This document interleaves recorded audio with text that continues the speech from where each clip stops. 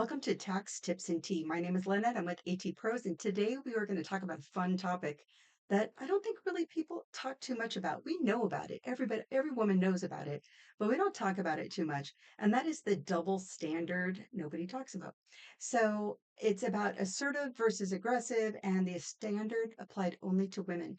If we're too bold, we're bossy or the B word. If we're too assertive or anything like that, or aggressive, all of these words are being used on women even though we're doing the same exact thing that men do. We're in the same business, we're dealing with the same people. We can even say something the same exact way and they'll consider us assertive or aggressive. So we're going to talk about those things and we're going to learn that it's okay to be bold in your statements. It's okay to talk about what you want to communicate.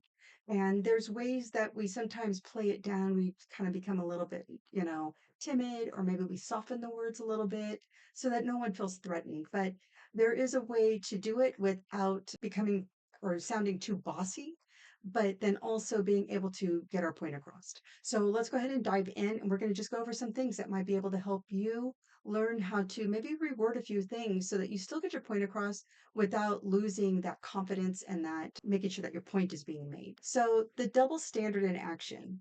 One, you speak directly in a meeting and are called aggressive, but one of your coworkers or maybe somebody else in the meeting does the same exact thing and it's called decisive. Well, I just said that, and I'm considered too aggressive.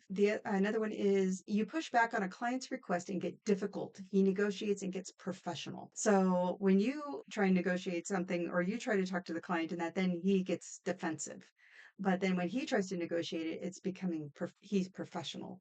So it's that whole double standard. It's like, wait a minute, I'm just trying to negotiate the same exact thing, but I'm being called difficult. So yeah, we probably have all been through these things. Number three, holding a firm boundary costs you a relationship. The same boundary held by a man costs him nothing. So by you standing your ground, you lose a client. But if a man does it, then he keeps the client. It's like, what happened? But unfortunately, that's just the way it is. There's not a whole lot that we could change about that. All we could do is change how we react and how we handle it. Number four, lowering your voice to soften your language and still being told you came on too strong. So sometimes like I said, we will reword things to sound softer, nicer, a little timid.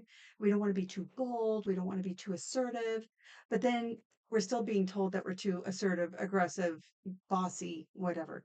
So there are ways to maybe change some of the words so it doesn't sound so aggressive, but there's no reason why you should be lowering your voice in a room just to comfort some men that may take offense to your confidence. Number five, shrinking to avoid the label and losing credibility in the process. By backing down, you are going to lose your status. So they're going to think of you as, and I hate to be like, too sexist or anything like that, as the little woman, as the young person, or she might not know that much.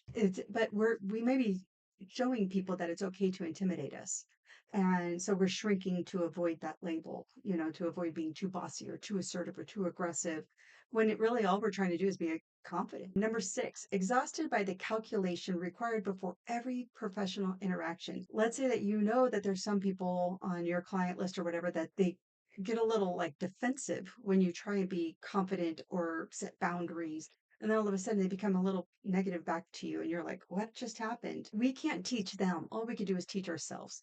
But like I said, the most important thing is being able to pass on our message and still be confident in our message and set boundaries and not be a pushover, you could say. So 6 ways to navigate the double standard without losing your voice. So one, name it internally first. When you feel the pull to soften or shrink, pause and name what's happening. So why are you doing this?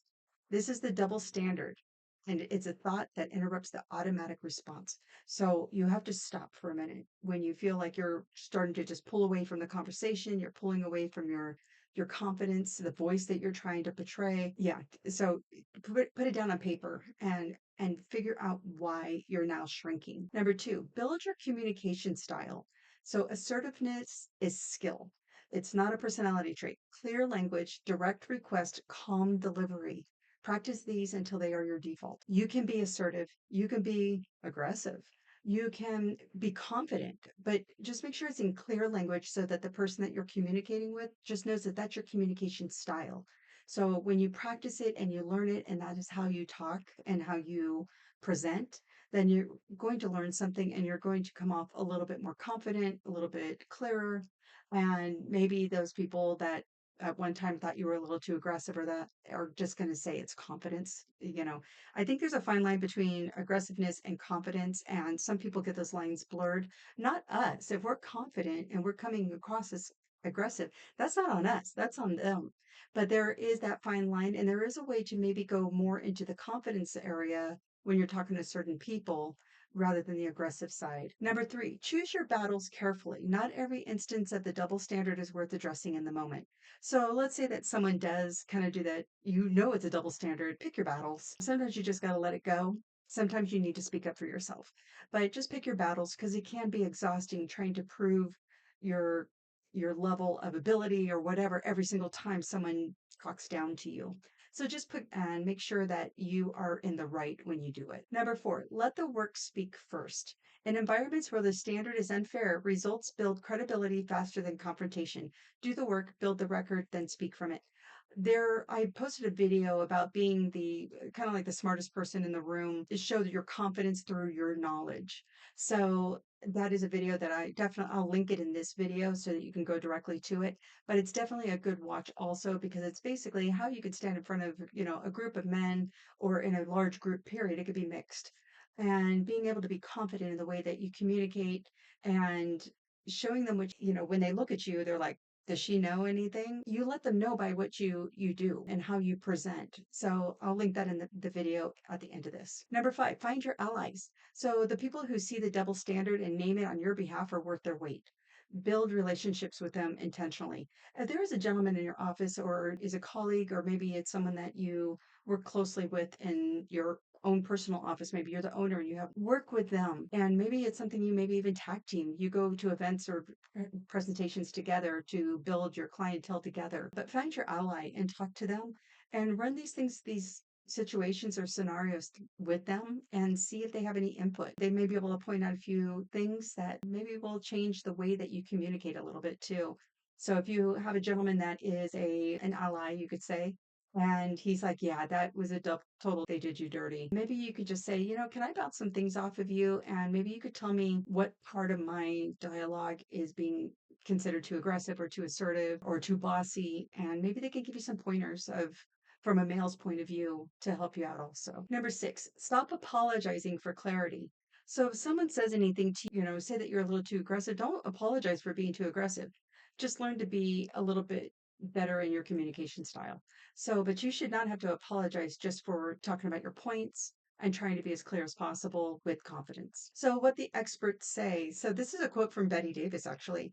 When a man gives his opinion, he's a man. When a woman gives her opinion, she's a bitch. This double standard is not a perceptive problem, a perception problem. It's a structural one. And naming it is one of the first steps to changing it. The bad thing is Betty Davis probably said this, 80 years ago. And the bad thing is it's still true. So all we can do is just take what we have right now and make the best of it. A couple books worth reading. I have read Bossy Pants from Tina Fey. It's a great book. It's funny. It's sharp. It's just another woman that's in a leadership position. She makes her rules. She writes. She does all kinds of things. And it's sometimes reading about confident women and how they actually went through their struggles is a really great way to find your own communication style also. The other one is Presence. I have not read this book, but it was recommended to me. So the science of showing up powerfully in high stakes moments, including when the stakes are unfairly stacked against you. I will definitely be putting this in my Audible, and I definitely recommend checking these out and seeing if either of those are good for you. There's no links or anything like that. You can find them on Amazon or Audible or wherever you like to shop for your books. So you are not too much. The standard is too smooth. And that's absolutely true. We have a lot more women in those positions, but it's still a little unfair and a little bit lopsided. So all we could do is make the best of what we have and make sure that we are communicating our message and ignoring the rest. So we do want to be direct. We do want to be kind and gentle. We are women. That's just our communication style. But just make sure that if you know what you're talking about in that you are being clear because you're trying to get your point across. So the direction is not aggression, it is clarity, and clarity is a professional skill. The double standard is real, exhausting, and navigable. with the right tools. Building a reputation through results is the most durable response to an unfair system. You do not have to shrink to be taken seriously, and the right rooms won't ask you to. That is true too. You are not too much. The room is just too small. Find a bigger one. So I want you to take a moment to reflect. I like to put these reflections in because sometimes we don't take a minute to breathe. And I want you to write this down. So when has the double standard cost you something? A relationship, an opportunity, your own voice? And what do you wish you would have done differently? So sit down, write this down, think about it for a while, and write down some notes, maybe some pros and cons, or how you will change it for the next time, or how you have changed over the last 5, 10, 15 years. You might see that, oh, well, I am improving in this area, or I need to improve in this area. So, something I want you to start this month that's going to help you. One, draft your direct communication style. Write 3 phrases you typically soften or apologize for. So when you go in and you say something and you're not getting the feedback you want to, write that down, but also make sure that you write down all of the ones that you soften. You're trying to be gentle. Write those down and rewrite them in a warm way. Write them down with clarity and just kind of like it's just a practice thing. It's just a way to kind of draft a new communication style so that you can get your point across. Practice speaking without qualifiers. This week, remove just, maybe, I think, and sorry from your professional communication. Track it. Don't say those things. You should not apologize for something unless you say something bad. But you should not apologize just for being clear or trying to give a message or trying to sell a product or trying to offer advice. You shouldn't be apologetic for that. It's just part of the way you should talk so that you're being taken seriously. Number 3, name the double standard when you see it. Once this week, when you notice something is happening, name it to yourself at minimum. So you could call a person out saying, that's a little sexist. My message is the same. Why, are you talking over me or something like that? But even if you don't do that, make sure you write it down just so you have it in your own notes so that you can improve on it also. Identify your allies. Who in your professional circle sees the double standard and names it? Invest in those relationships intentionally.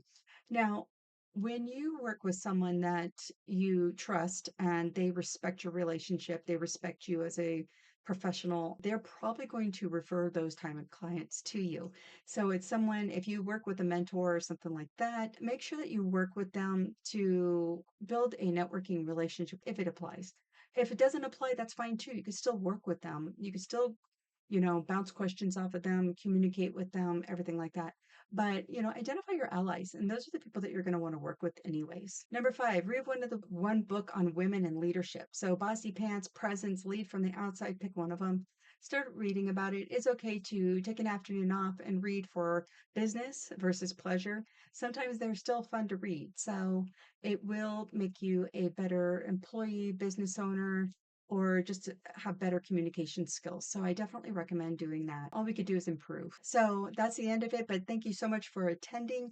And I hope that you will like, subscribe, turn on the notifications to this video or to my channel. You can find us on Substack and Instagram. They're both under Tax Tips and Tea. If you have any questions, that you're more than welcome to reach out through my website, or you can go to the link in my description, or you can put it in the comments below.